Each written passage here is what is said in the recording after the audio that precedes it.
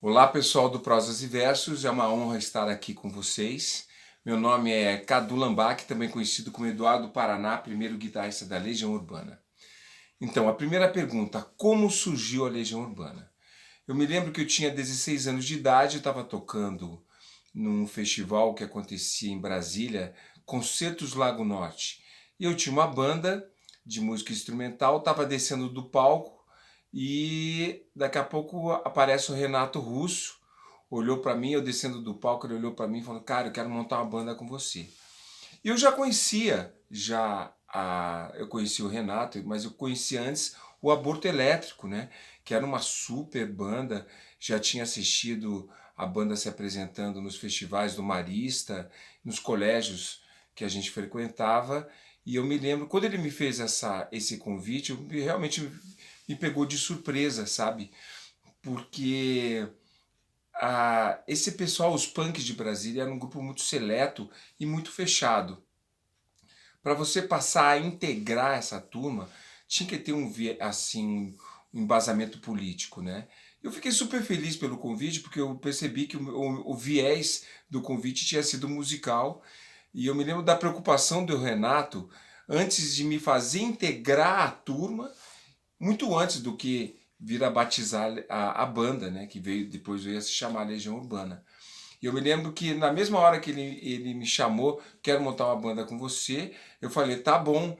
Daí me lembro que tinha uma caravan que era do Fê e do Flávio, e tava a Helena Lemos, que é irmã do Flávio, né, do Fê, deitada assim, toda bonita. Aí daí ele falou para mim assim: agora eu vou apresentar para você a musa da turma.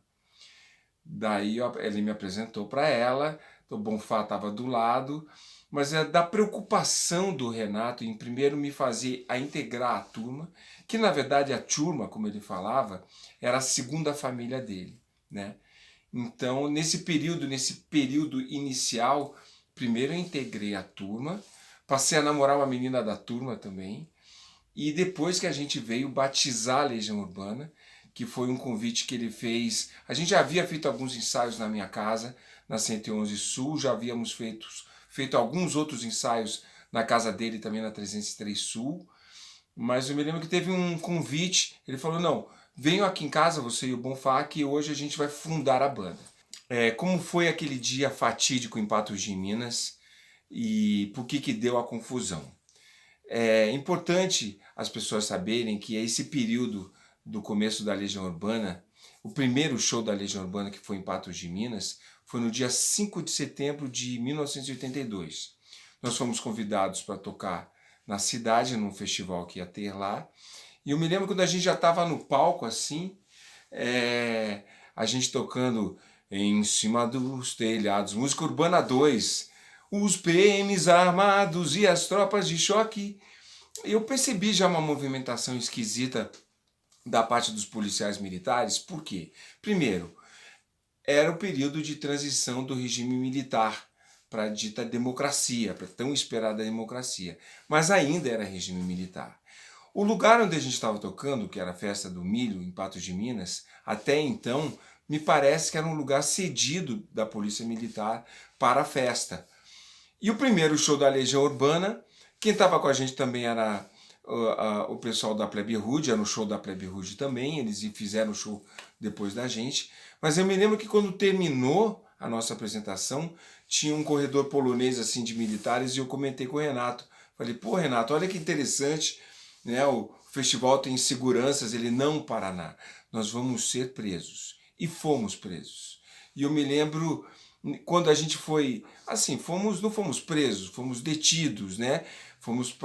Ficamos lá na delegacia, fomos trancafiados, né? E eu me lembro do Renato xingando o delegado e eu pensando comigo, meu Deus do céu, mas deu tudo certo. A gente acabou voltando para Brasília. E a lição que ficou mais interessante disso tudo, que as pessoas podem tirar a liberdade da gente, mas o que habita aqui não conseguem tirar e jamais vão tirar. Esse primeiro show da Legião Urbana eu considero o show mais importante. É um show onde as ideias e nossos preceitos, os nossos valores da banda foram colocados à prova e a gente voltou para casa tranquilo. Muita gente não sabe, mas quando a gente fez o primeiro show da Legião Urbana, lá em 82, esse show foi produto de muitos ensaios durante 2 anos que a gente ficou trabalhando junto, com banda, e eu sempre encontrando o Renato fazendo ensaios de voz e violão. Todo esse material e letras inéditas foram entregues a mim e eu guardei esse material durante muitos anos, né? E quando eu redescobri esse material, à medida que eu ia olhando esse material, veja bem, Renato Russo, com 20, 21 anos, né?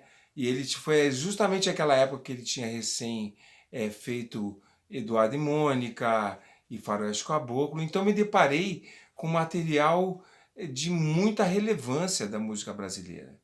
E à medida que eu ia olhando e resgatando esse material, eu, na condição de primeiro guitarrista, e já com estofa e preparo para isso, fui musicando essas letras.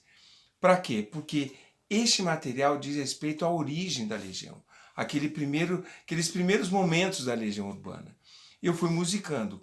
E medieval e vício moderno fazem parte desse grupo de letras inéditas que eu musiquei.